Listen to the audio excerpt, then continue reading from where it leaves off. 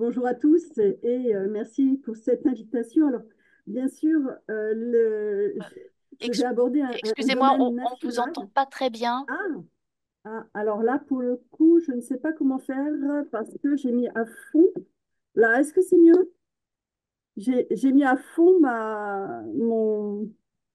Euh, on va peut-être continuer. Je ne sais pas si en ligne, vous pouvez juste nous dire si vous entendez bien.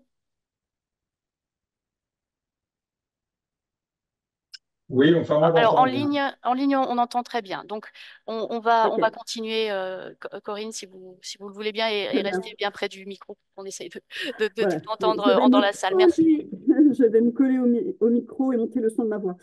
Donc, oui, il est curieux d'inviter le Musée d'archéologie nationale, qui est vraiment, donc, qui va aborder essentiellement, bien sûr, l'archéologie sur le territoire français. Mais en fait, il a, je pense, quand même une place dans ces journées d'études, puisque pour certains d'entre vous, peut-être ignorez-vous que l'histoire de cette institution est très, très, très liée à l'archéologie de terrain et à ces collections qui vont aller vraiment de la fouille au musée.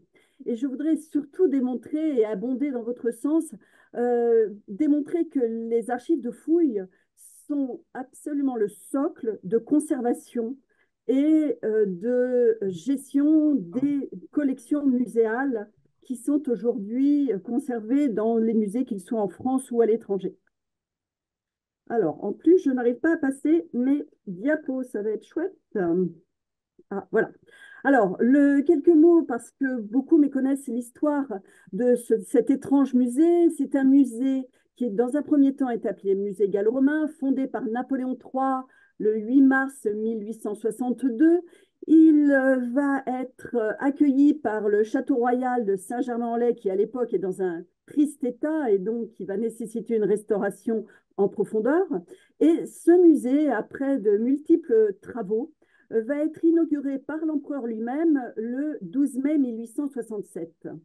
Mais ce que beaucoup ignorent aujourd'hui, c'est si ce musée est voulu par Napoléon III comme un musée à la gloire de Jules César, hein, l'impérator qui apporte la civilisation à ces Gaulois désordonnés, en fait, ce musée va avant tout être adossé à une commission administrative attachée au ministère de l'Instruction publique, la commission de topographie des Gaules, qui réunit en ses membres vraiment toutes les personnalités savantes représentant ces sciences bientôt auxiliaires d'une nouvelle science, une nouvelle discipline scientifique qu'est l'archéologie.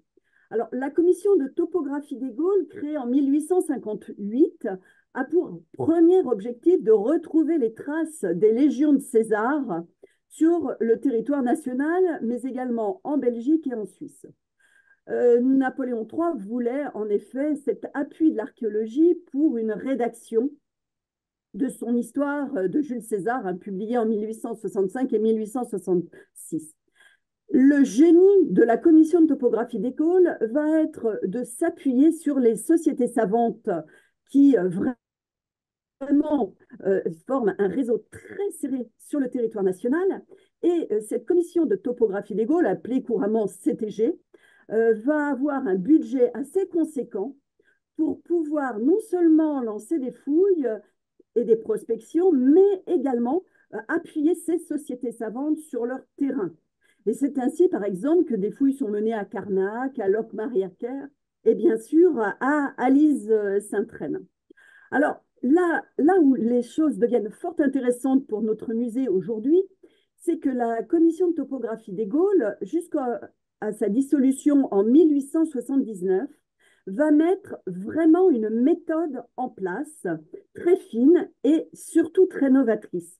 Il s'agit en effet pour ces correspondants, qui sont plus de 300 hein, sur le territoire, de remplir un formulaire que vous avez ainsi représenté sur la slide, un formulaire qui couvre le département, mentionne l'ensemble des localités et surtout vise à recenser les vestiges archéologiques.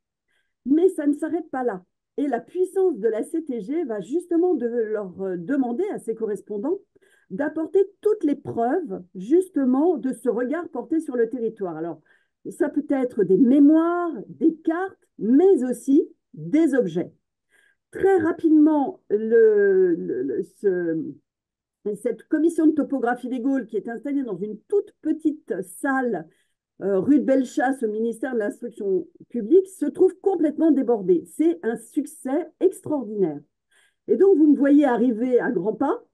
Eh bien, tout simplement, la création du musée appelé gallo-romain en 1862, donc 4 ans après qu'a été lancé sur le territoire national ce recensement, eh bien, ce musée est destiné à accueillir l'ensemble à la fois des documents, qui sont donc composés d'une multitude de formes, de typologies, mais aussi les objets. Donc, vous voyez, c'est un drôle de musée. C'est un musée d'une nouvelle espèce, bien loin de celui du Louvre, qui est vraiment là pour institutionnaliser l'archéologie et faire ce lien très précieux entre le territoire, le lieu de la découverte et l'objet.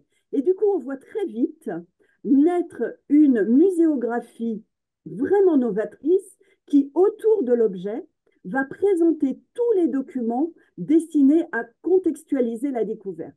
Donc, dites-vous bien qu'à partir de 1862-1864, des fonds d'archives majeurs, énormes, très volumineux, vont rejoindre une salle du Musée d'archéologie nationale, cette salle appelée salle d'études, ouverte à toute personne en faisant la demande, toute personne souhaitant en effet faire le lien entre les archives et l'objet. Donc, nous vivons là un temps merveilleux, idyllique, qui va commencer après la dissolution de la CTG à entrer dans un temps que j'ai l'habitude de qualifier le temps des misères, puisqu'on note une perte d'intérêt pour ces documents. Alors bon, on joue de malchance, des incendies qui vont détruire en partie ces documents, des pertes, des prêts entre guillemets, hein, on prête très volontiers à son collègue. Il n'y a plus d'archivistes, il n'y a plus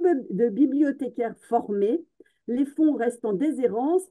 Les réformes des musées qui vont se succéder tout au long du 19e siècle et au début du 20e siècle vont mettre l'accent sur le bel objet.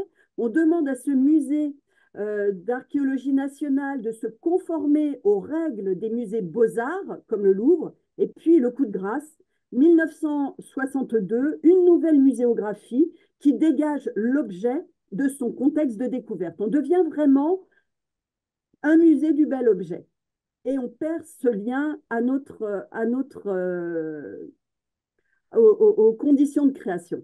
Alors aujourd'hui, qu'en est-il? Eh bien, c'est un peu révolution au palais, puisque depuis une quinzaine d'années, le Musée d'archéologie nationale a fait de nouveaux liens ou a relié ces pratiques anciennes avec la recherche. Nous sommes le musée national qui est le plus lié à des programmes collectifs de recherche, les PCR, ou les programmes LABEX, avec des publications nombreuses, des journées d'études, des colloques. Et donc, il nous a fallu revisiter tout cet énorme potentiel que revêtaient nos objets. Alors, je vous en ai cité quelques-uns ici, mais surtout, ce qui a été fondamental avec ces programmes de recherche, c'est qu'il a fallu reformer nos corpus d'objets archéologiques. Et puis, chose qui ne nous était pas venue à l'esprit jusqu'à présent, c'est que la loi musée de 2002 est une loi qui a engendré des décrets d'application extrêmement rigoureux. Aujourd'hui, la gestion de nos collections sont placées sous la loupe, sont régulièrement vérifiées, sont sous une tutelle absolument drastique du service des musées de France au ministère de la Culture. Il nous faut sans cesse rendre des comptes sur à la fois la bonne gestion de nos collections, mais surtout sur la légitime possession de nos collections. Je vous renvoie à ces affaires qui ont un peu terni l'image du Louvre ces 3 dernières années. Donc, il nous faut à tout moment vérifier la provenance de nos collections. C'est pain béni pour moi, conservateur, spécialiste des archives, puisqu'il va me falloir, enfin il va nous falloir, Soline Morinière, qui partage mon périple au sein des archives du Musée d'archéologie nationale, est un bon témoin, il va nous falloir mobiliser toutes les sources, qu'elles soient bidimensionnelles, tridimensionnelles, pour pouvoir croiser ces sources et ainsi assurer la fiabilité des informations qui en découlent. Alors, quelques exemples plus ou moins simples que je voulais vous présenter. Tout d'abord, le plus simple et qui est étranger, le matériel de Gola Secca, donc un site en Lombardie, en Italie du Nord, un site qui est connu par le personnel du musée, tout particulièrement par Gabriel de Mortillet, dès les années 1850, alors que lui-même est en exil.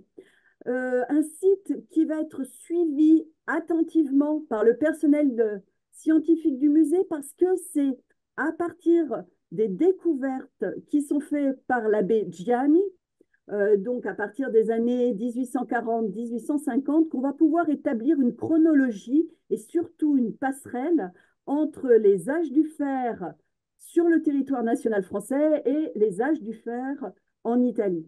Et donc, à partir de 1870, le musée va acquérir auprès des descendants de l'abbé Gianni du matériel. Et ça va s'accompagner de la production d'archives extrêmement rigoureuses, mais également très détaillées. Juste pour illustrer, vous avez par exemple cette planche réalisée par Abel Maître qui va vous présenter justement ces objets que vous retrouvez sur la diapositive. Donc, à la fois des informations sur l'état de découverte, l'état d'entrée dans les collections, mais en plus, en 1873, Alexandre Bertrand, qui est directeur à l'époque du musée, Gabriel de Mortillet, qui est devenu attaché, et Abel Maître, responsable des ateliers, vont se rendre à Gola Secca et à Marzabotto pour mener ces fouilles. Et ça va entraîner, en effet, la production de documents, des relevés, des dessins extrêmement fiables et qui vont accompagner l'entrée dans nos collections. Donc, un exemple simple parce qu'en fait, on n'a jamais perdu au musée ce lien entre les objets et les archives, les décrivant et attestant leur origine, je dirais, le plus simple, plus difficile et beaucoup plus difficile, tant sur un plan scientifique que sur un plan juridique. En effet, il se trouve que le récolement décennal a conduit le conservateur en charge de la collection néolithique âge du bronze à s'intéresser à un ensemble de pièces euh, attachées au lac du Bourget, aux fouilles des cités lacustres. Malheureusement, quand le récolement a été fait, nous étions en complète perte d'informations. Nous avions bien retrouvé dans le registre d'entrée un état, mais très lacunaire, de ces objets, bien différent de l'ensemble retrouvé par le conservateur. Il nous a fallu croiser les sources et il nous a fallu tomber sur un os qui actuellement devient politico-juridique. En effet, cet ensemble de documents aujourd'hui conservés à l'Institut de paléontologie humaine, produit par Laurent Rabu, faisant mention de ces découvertes, mais des mentions extrêmement précises, rigoureuses, associées à ces petits dessins qui, très vite, en étant mis en relation avec les objets, nous permettaient de restituer l'origine de ces œuvres, que ce soit du mobilier céramique ou métallique, ou même phonique. Mais grosse difficulté, ces documents qui étaient chez nous ne le sont plus. Alors que s'est-il passé? Bien, tout simplement, Salomon Reynac, qui a été nommé en 1886 au musée, et il lui est demandé en 1895 de finaliser le dictionnaire archéologique de la Gaule époque celtique, puisque ce dictionnaire qui était porté par la CTG, malheureusement, avait beaucoup de difficultés à achever sa rédaction. Salomon Reynac, ne souhaitant pas s'en occuper, charge le jeune Émile Cartaillac donc à finaliser et à produire. Malheureusement, Émile Cartaillac, qui a accueilli ces documents à Toulouse, d'où il travaille,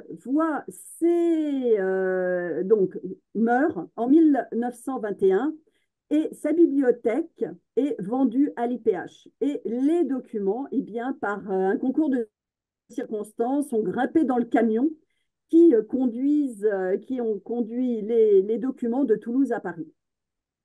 Difficulté, c'est une fondation privée subventionnée par la principauté monégasque.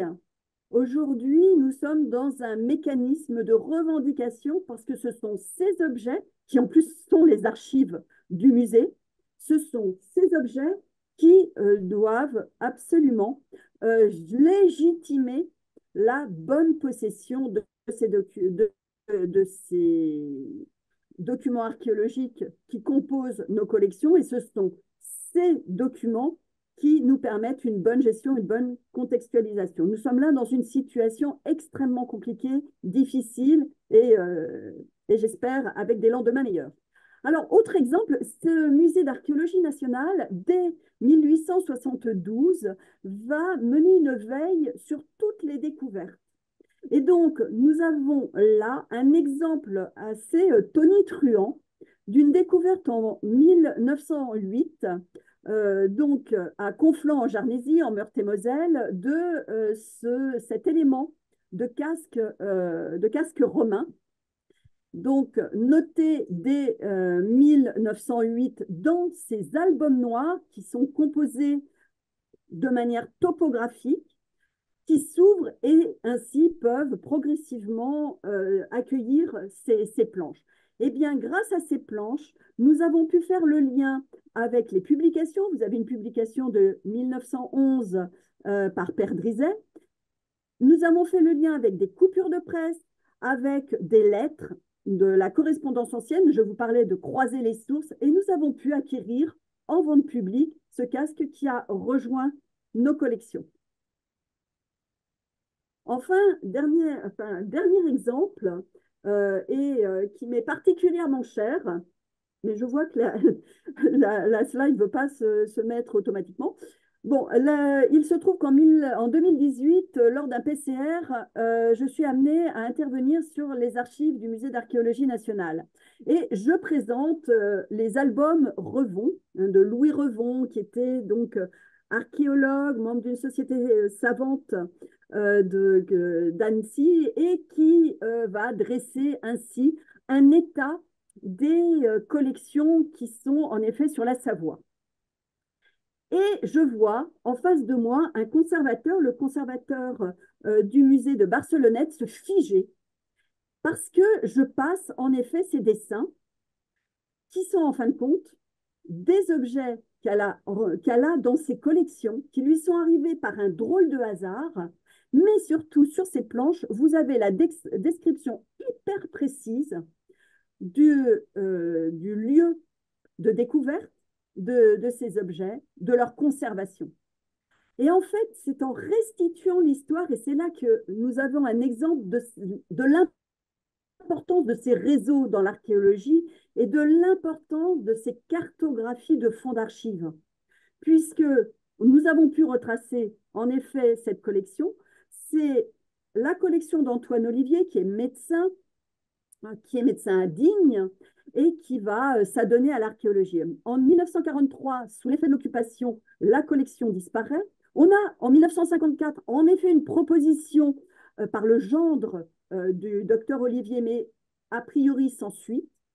En 2010, les archives départementales découvrent une série de photos dans leur fond. Elles ne savent pas comment les photos sont arrivées, mais c'est dans le cadre d'un récollement de leurs archives, où on voit en effet ces chaînettes, où on voit les différentes fibules qui sont représentées chez Revon. Et en 2012, un médecin marseillais propose en don au musée de Barcelonnette un lot d'objets qui rentrent ainsi parce que ce sont des beaux objets archéologiques, mais dont on ne connaît aucune information sur leur origine. Et en fait, c'est par les AD, les archives départementales, par les archives conservées au Musée d'archéologie nationale, que nous avons ainsi pu restituer toute l'histoire de cette collection et surtout leur origine et donc les conditions de conservation et la légitime... Ah, bah tiens, voilà, voilà, la fibule réapparaît. Enfin, et pour finir, l'actualité du MAN. Donc, on a pu ainsi démontrer, Céline et moi, l'importance de traiter les archives auprès de notre direction, mais auprès également du CNRA, du Comité national sur la recherche archéologique, et auprès de la sous-direction de l'archéologie. Donc, se trouve aujourd'hui un sujet d'actualité, l'entrée dans les collections du Musée d'archéologie nationale des vestiges d'une superbe villa gallo-romaine retrouvée dans les Yvelines, fouillée entre 1964 et 1981 par un personnage haut en couleur, archéologue amateur qui est François Hubert, et il a été décidé d'accompagner l'entrée de ces vestiges des archives décrivant les fouilles. Et donc, nous venons d'accueillir ces archives. Nous allons donc mettre là en place un processus qui va lier intimement documents, fouilles d'archives et justement vestiges archéologiques qui vont trouver une place de choix dans notre future muséographie, donc dans les salles gallo-romaines, et qui vont, archives et documents, pouvoir être mis, enfin, et vestiges pouvoir être mis à disposition du public du musée, mais également de ce public chercheur qui peut ainsi accéder à notre base de données dans lesquelles, avec Céline Morinière, nous décrivons progressivement les fonds d'archives en mettant l'accent sur leur lien avec leur collection. C'est un véritable combat, d'où le titre de mon intervention. Combat, vous l'avez compris, pour restituer ces fonds, leur redonner leur cohérence, combat pour les mettre à disposition du public. Ça demande du temps et pour rebondir sur ce que disait Stéphanie il y a un moment, ça demande beaucoup de temps et ça demande pas mal de ressources humaines et un peu de finances. Voilà, je vous remercie pour votre attention. J'espère vous avoir,